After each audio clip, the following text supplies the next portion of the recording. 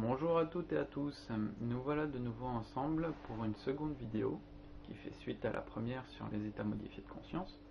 Donc cette vidéo, je l'ai intitulée « Se connaître pour s'accepter ». Nous avions vu dans la première vidéo l'existence des corps énergétiques. On en avait parlé assez précisément. Nous avions parlé aussi des différents symptômes qui peuvent être maladie, douleur, dépression, compulsion, compensation, etc. Et que tous ces symptômes sont là pour nous enseigner, pour nous permettre d'aller chercher les différentes parties de nous qui peuvent être dans l'inconscience, afin de les rentrer de plus en plus dans l'amour, dans la conscience. Le but de cette présentation, c'est de pouvoir vous informer sur des notions que moi je juge importantes, tant sur le plan de notre essence et sur notre réalité, le monde qui nous entoure, afin de pouvoir avancer rapidement vers notre paix intérieure. Alors dans cette vidéo, je vais parler de mon expérience, de mon ressenti. La parole est souvent utilisée pour juger, condamner, chercher à convaincre, alors qu'à la base, la parole c'est juste pour pouvoir exprimer qui l'on est à travers son ressenti. Et lorsque on exprime qui l'on est et que c'est bien enraciné dans l'être, la parole peut soigner. Donc voilà, le but de cette vidéo, c'est pas vous asséner un savoir et de prendre cela comme tiens, c'est comme ça que fonctionne le monde. Je vous explique juste les vérités qui sont propres à moi et que j'ai pu intégrer à travers mon expérience et qui m'ont permis de me libérer. Au final, tout le monde a raison dans son monde. Tout le monde a toujours sa vérité. Tout le monde a toujours raison dans son monde. Après, la question qu'on peut se poser, c'est la vérité que j'ai actuellement, est-ce qu'elle me sert? Est-ce qu'elle me permet de me sentir en paix? Est-ce qu'elle me permet d'avancer? Est-ce qu'elle me permet d'évoluer? Peut-être qu'il y a d'autres vérités qui me permettraient, d'autres choses plus élevées que j'ai pas eu la perception, parce que je suis coincé dans mon mental, parce que je suis coincé dans un certain mode de fonctionnement. Voilà. Alors, d'où est-ce que l'on vient? Dans la première vidéo, on avait parlé de la matière, que lorsqu'on descend dans l'infiniment petit, on arrive sur quelque chose plus de l'ordre de l'immatériel. Et que, comme le disait Nikola Tesla, la matière en tant que telle n'existait pas. Du coup, d'où vient le monde? D'où est-ce que nous, on vient? Ça serait ce monde créateur, ça serait cet invisible, cet immatériel, qu'on peut appeler vide quantique, qui est à la fois vide, qui contient tout et rien à la fois. Si on devait donner un mot pour pouvoir définir ce monde, ça serait amour inconditionnel. Et on provient de là. Et c'est là où on retourne d'ailleurs lorsque on décède. Après, de ce vide qui est à la fois tout et rien, qui est infiniment grand, on commence à s'individualiser. Et il commence à y avoir une densification de plus en plus qui commence à créer les corps énergétiques pour après se densifier de plus en plus et créer la matière. Alors, la première densification intéressante à parler, ça va être ce corps mental. Corps mental qui est conçu exclusivement fondé sur une peur, la peur de manquer d'amour. On se sent séparé de cet amour inconditionnel et puis on a construit un corps mental autour de cette peur, avec un mode de fonctionnement, de pensée, basé entièrement sur cette peur. Ensuite, on a le corps émotionnel, les émotions. Les différentes pensées vont provoquer des mouvements émotionnels, qui va créer une certaine circulation d'énergie et qui, en densifiant de plus en plus, va créer la matière. Donc le corps éthérique, dont on avait parlé à la première partie, et puis le corps solide dense. Et nous, notre corps physique, il est dans cette matière. Mais on a aussi un corps émotionnel et un corps mental. Et c'est que nous projetons notre univers à partir de notre intériorité. En réalité, l'univers est projeté à partir de notre cœur. Des scientifiques se sont amusés à faire certaines expériences où ils ont mis des capteurs au niveau du cœur et qu'il projetait des images sur un écran, des images qui pouvaient être neutres, terrifiantes ou apaisantes.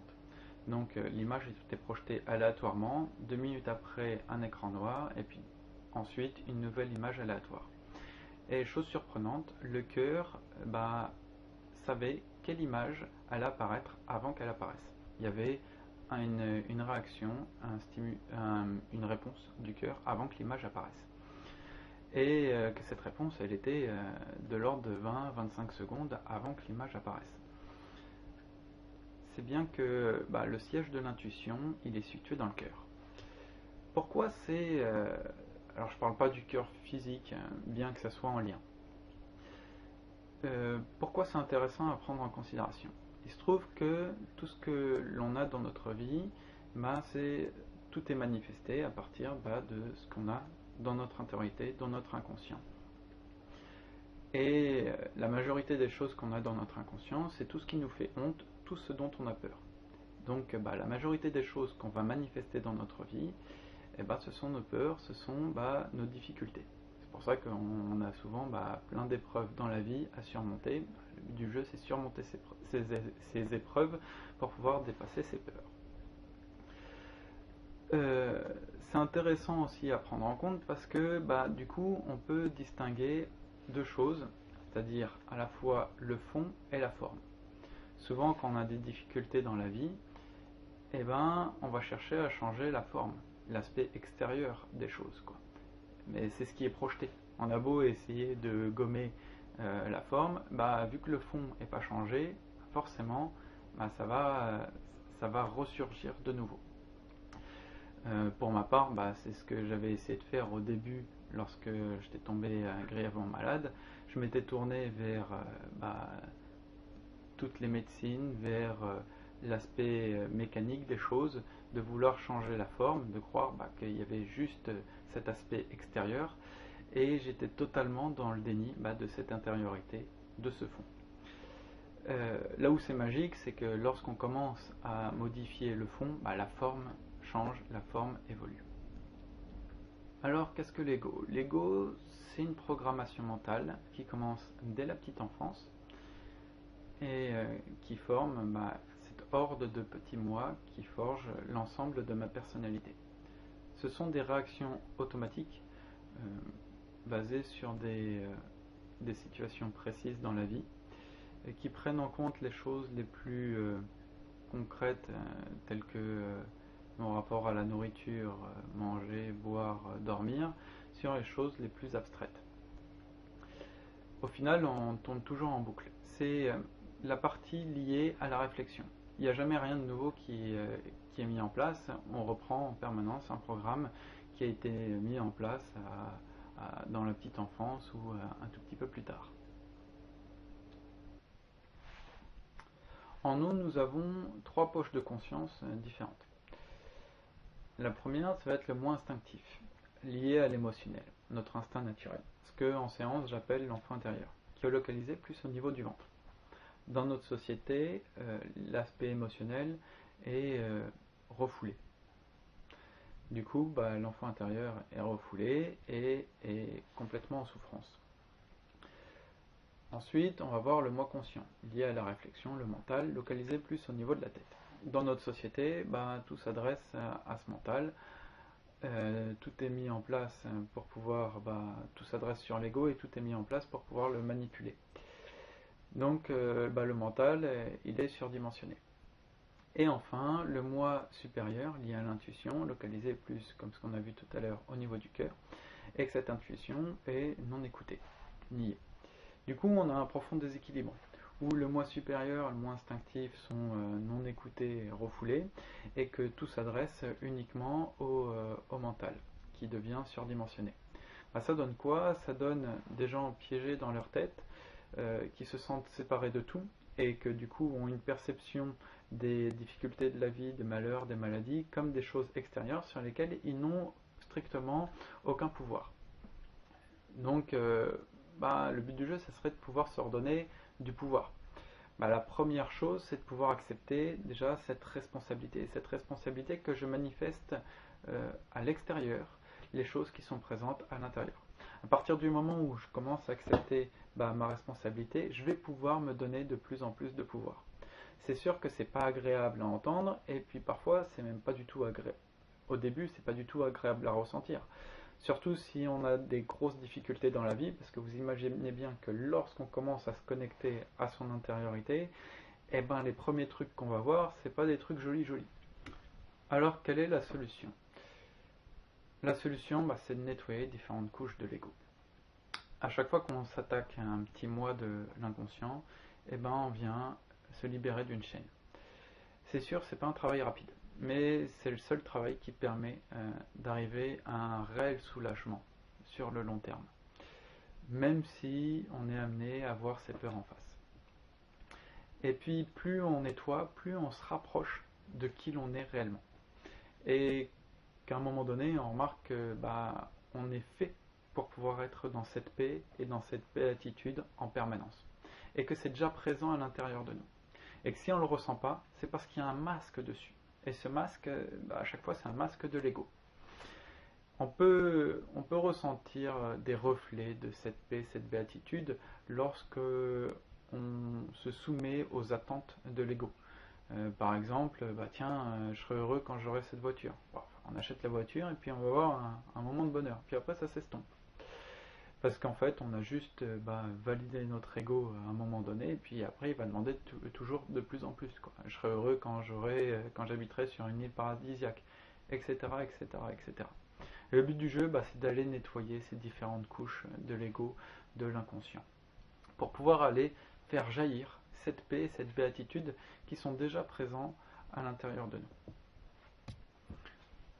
Lorsque nous avons suffisamment travaillé sur nous, à un moment donné, le moi supérieur reprend les manettes et on ne se perçoit plus comme une victime des événements, mais on participe activement aux expériences que l'on génère pour se permettre de vivre en totale liberté.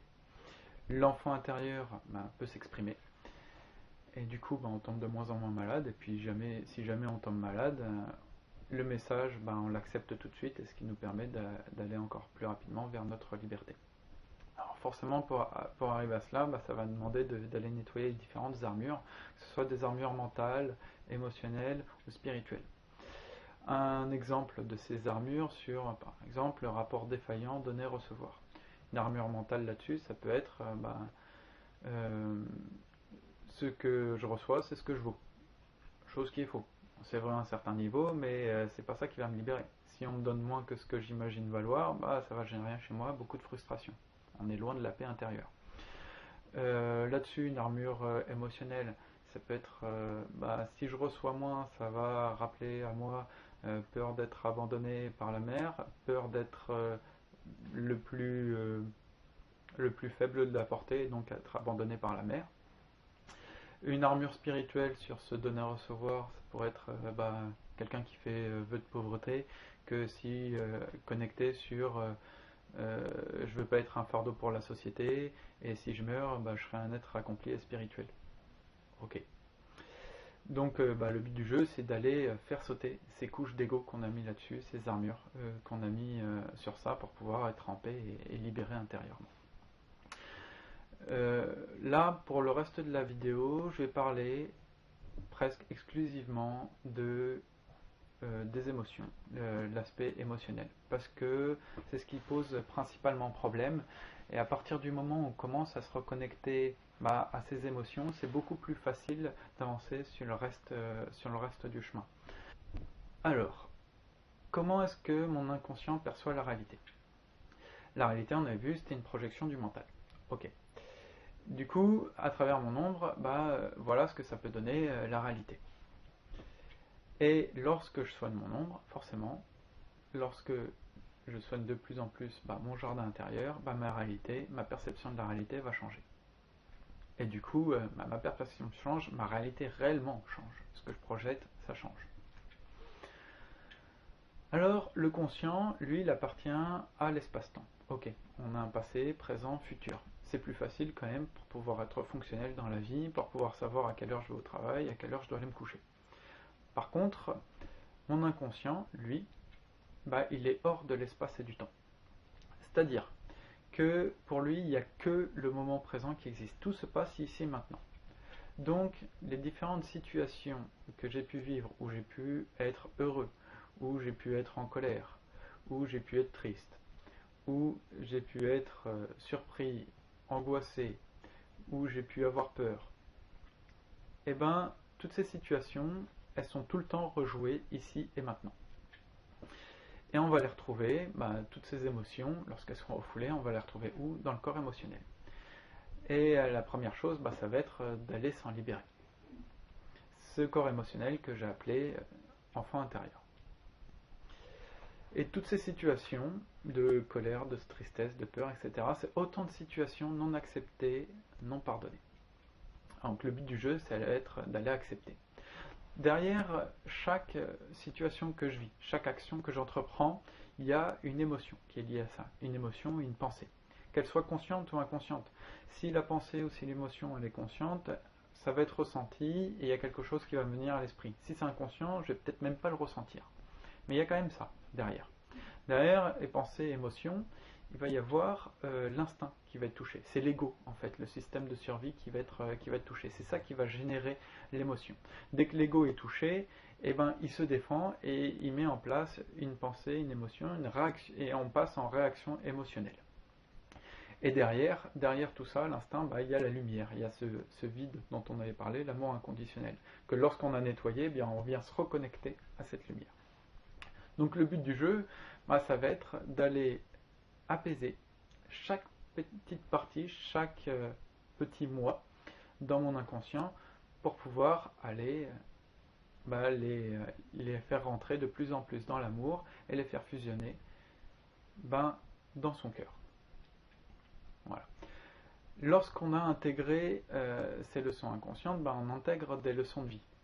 Alors, la peur, la colère, l'envie, la tristesse, l'amour, toutes ces émotions, et puis il y en a une multitude, on met des mots dessus, mais en fait il y en a une infinité d'émotions. Ce sont que des choses naturelles. C'est naturel les émotions. Du coup, le but du jeu, c'est pas de les refouler, chose qui est fait inconsciemment, mais de les intégrer.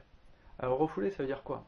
Ça veut dire refouler à l'intérieur de soi, mais quelqu'un qui a beaucoup de colère et qui exprime sa colère sur quelqu'un d'autre, il est en train de refouler sa colère sur l'autre personne. Ça aussi, c'est une forme de refoulement. Il n'a pas accepté cette responsabilité, que cette colère, en fait, c'est lui qui doit s'en libérer. Et qui ne doit pas la cracher sur quelqu'un d'autre. Mais qui doit l'intégrer, et en fait, ça passe par le ressenti. À partir du moment où j'accepte de ressentir ces émotions par le corps, parce que ça passe par le corps, les émotions, et là je peux commencer à les intégrer. Toutes les émotions non gérées, non acceptées, c'est autant d'émotions refoulées. Alors ça, à chaque fois, chaque émotion refoulée, ça va provoquer des réactions émotionnelles. Et ça vient s'agglomérer de plus en plus, quoi. Une colère qui peut dater d'il y a 10 ans, si on ne l'a pas nettoyée, ou une tristesse, si on ne l'a pas nettoyé, ça va faire que grossir de plus en plus et on va avoir de plus en plus de réactions émotionnelles liées à cette tristesse, liées à cette colère. Lorsque les émotions sont gérées, là on intègre la leçon de vie. La leçon de vie, elle nous vient, c'est comme de la sagesse qui se diffuse à l'intérieur de nous et on gagne de plus en plus cette paix intérieure, cette béatitude dont j'ai parlé tout à l'heure. Alors, une réponse pour se libérer, ça serait déjà la première, pardonner. Alors, le pardon, c'est pas ce que l'on a pu nous enseigner généralement durant notre enfance de « Ah, t'as bousculé la dame, dis pardon ». Alors, le pardon, c'est quelque chose de totalement personnel. C'est de pouvoir accepter de lâcher prise avec le passé, avec les rancunes, avec toutes les frustrations du passé. Que quelqu'un a pu manquer à notre égard, que je peux avoir de la colère envers cette personne, pardonner, c'est de pouvoir se dire « Ok, je te pardonne parce que je m'aime et parce que j'ai envie de passer à autre chose. J'ai plus envie de trimballer cette colère à l'intérieur de moi en permanence et de tomber en réaction émotionnelle à chaque fois. » Ah oui, parce que cette colère, notre corps émotionnel, on se balade avec en permanence. On ne laisse pas à la maison lorsqu'on sort. Donc pardonner, c'est vraiment de pouvoir lâcher prise avec le passé pour pouvoir être dans l'instant présent et de créer un futur nouveau. Tant que je garde cette colère, cette tristesse, toutes ces émotions non digérées à l'intérieur de moi en permanence, bah, je fais quoi? Je transpose le passé dans le futur. Donc en fait, je vis tout le temps dans mon passé. Un petit rappel, nous projetons notre univers. C'est-à-dire que nous attirons à nous les mêmes circonstances de rejet, d'abandon, d'humiliation, de trahison, d'injustice. Tant que j'ai ces blessures à l'intérieur de moi, tant que j'ai ces émotions que je garde dans mon corps émotionnel, eh ben, je vais attirer à moi exactement les mêmes circonstances. Et donc je vais créer encore des situations qui vont générer encore plus de colère, encore plus de tristesse, etc. Plus j'accepte de me libérer de cela, de lâcher prise par rapport au passé, plus je vais pouvoir me libérer de tout cela et gagner cette paix, cette béatitude. Et puis c'est le but du jeu. Alors il y a différents niveaux de pardon. Tout en bas de l'échelle, il y a le jugement, la non-acceptation. Et tout en haut, on est dans l'amour inconditionnel. En bas, ça va être la dualité, bien, mal, et tout en haut, c'est l'amour inconditionnel, la neutralité, où on accepte la personne telle qu'elle est. Lorsqu'on est dans le jugement, on est dans l'ego. La clé du pardon, c'est d'être dans le non-jugement. C'est là où on va pouvoir se connecter à une part de nous, qui est dans l'amour inconditionnel, notre être. Et d'accepter que de toute façon, tous, à l'intérieur de nous, on a cette partie de nous. Et on a tous la capacité de pouvoir lâcher prise par rapport à ça. C'est sûr que ça peut demander des efforts et que c'est pas forcément facile.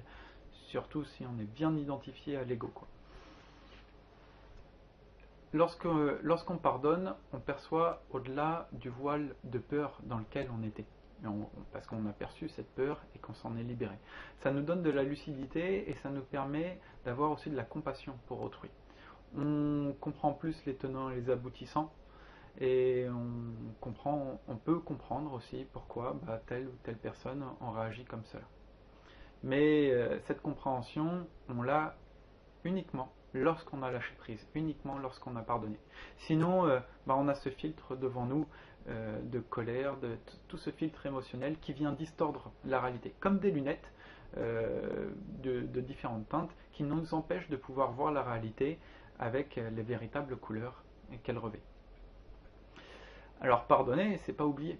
Lorsqu'on a pardonné, c'est juste qu'on s'est libéré émotionnellement de ces emprises, de ces empreintes, et donc on avance de façon sereine.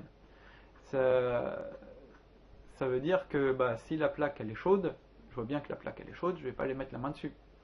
Si y a des personnes que je sais qui sont encore dans le jugement, dans leur ego, et qui vont me blesser si je vais les voir, pourquoi j'irai les voir?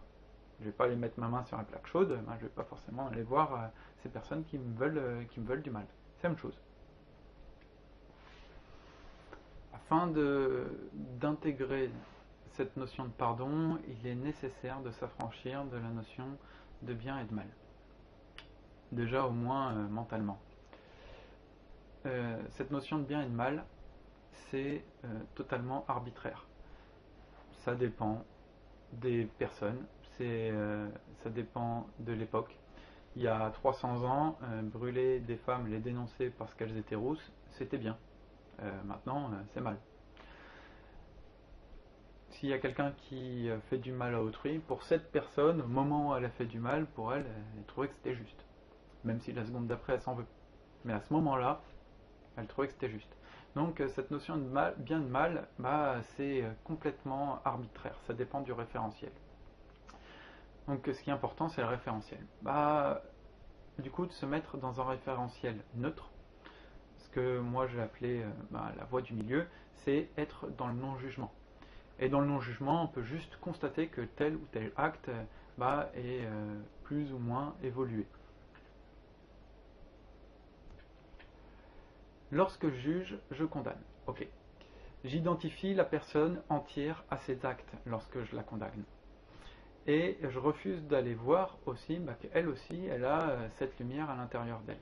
Donc inconsciemment, qu'est-ce que je fais? Je me condamne aussi. Parce que à partir du moment où je refuse de voir une personne telle qu'elle est, avec ses ombres, d'accord, et cette lumière qu'elle a derrière, lorsque je l'identifie totalement à ses ombres, moi aussi je m'identifie totalement à cette ombre, et je refuse de voir cette lumière que j'ai aussi à l'intérieur de moi.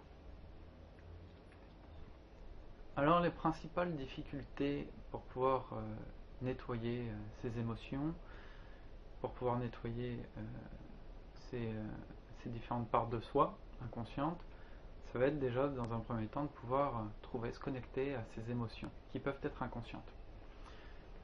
Ouais, c'est pas forcément évident, et s'y connecter, on peut le faire, on a tous cette capacité.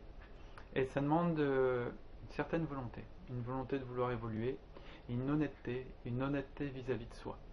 C'est sûr que si on les ressent pas, ces émotions, et qu'on voit que les circonstances de la vie nous amènent à pouvoir nous dire « Ah ok, je vois bien qu'il doit bien y avoir quelque chose », on va finir par réussir à s'y connecter.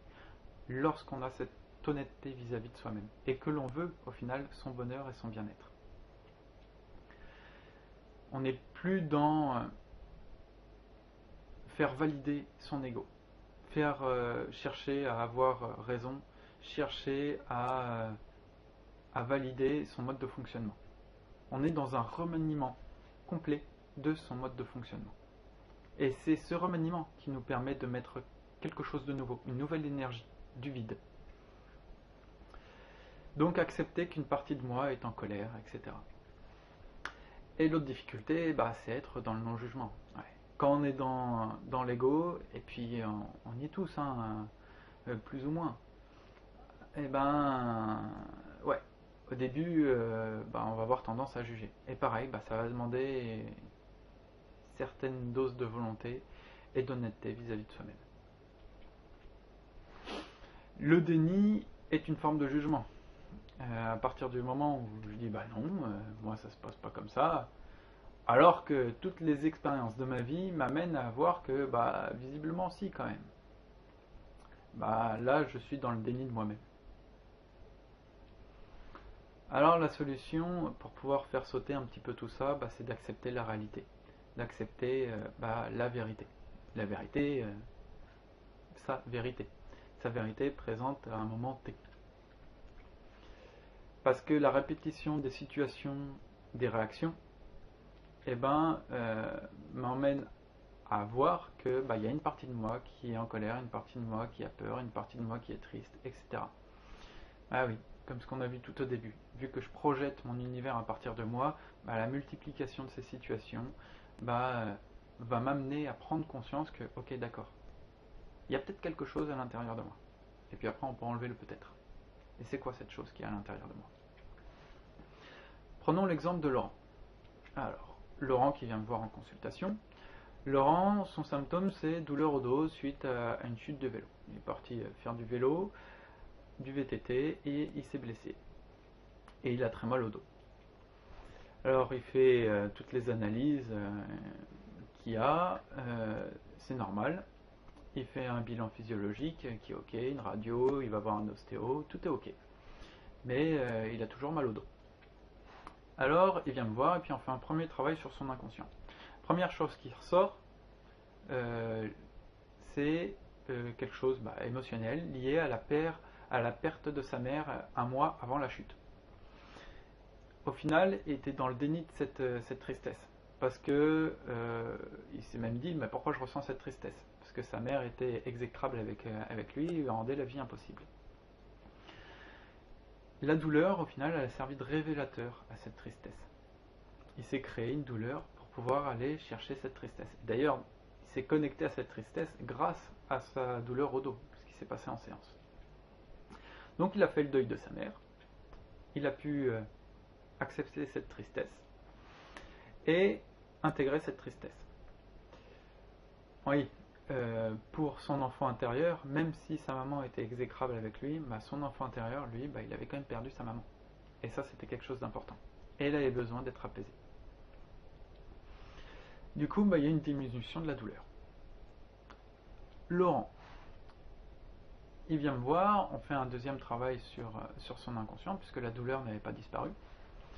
Et il se trouve que dans sa vie professionnelle, ce qui ressort, c'est des situations injustes avec refus de son augmentation annuelle, alors qu'il avait énormément travaillé, que son patron lui avait promis cette augmentation, il l'a donné à quelqu'un d'autre.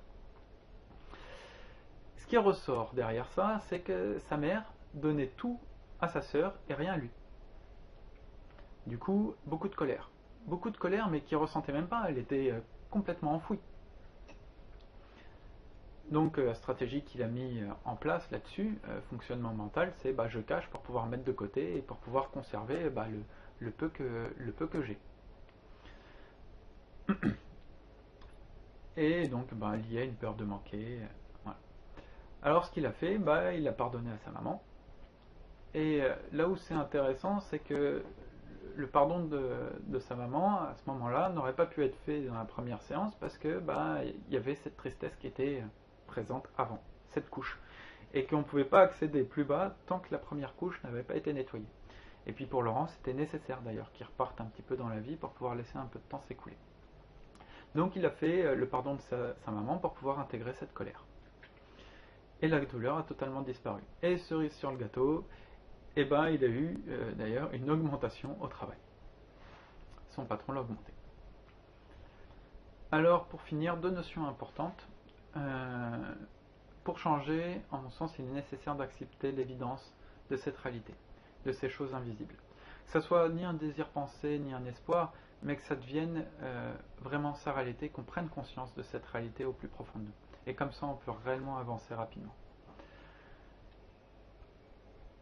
Ensuite, très important, que le développement spirituel ne doit pas mettre de côté la médecine. Le but du jeu, c'est de travailler tous ensemble. Je travaille avec des médecins, avec des chirurgiens, et on ne cherche pas à créer quelque chose à côté. Le but du jeu, c'est de pouvoir créer quelque chose de nouveau où on œuvre tous ensemble. Et que la médecine évolue, et que c'est à nous de la faire évoluer. Il y a des choses nouvelles qui sont faites dans la médecine qui prennent en compte la multidimensionnalité, qui commencent à prendre en compte la multidimensionnalité de l'être. Et de pouvoir avoir une approche plus globale, plus holistique. N'oubliez pas d'être un peu fêlé pour laisser passer la lumière. Voilà. Je vous remercie beaucoup pour toute votre attention. Et puis je vous dis à bientôt. Si vous avez des questions, alors parce que là l'exposé est un peu court et puis je suis tout seul face à mon ordinateur, mais je fais plusieurs conférences et si vous voulez me poser des questions, si vous voulez plus de précisions, lors de ces conférences, ce sera avec grand plaisir que je répondrai à toutes vos questions. Merci, à bientôt.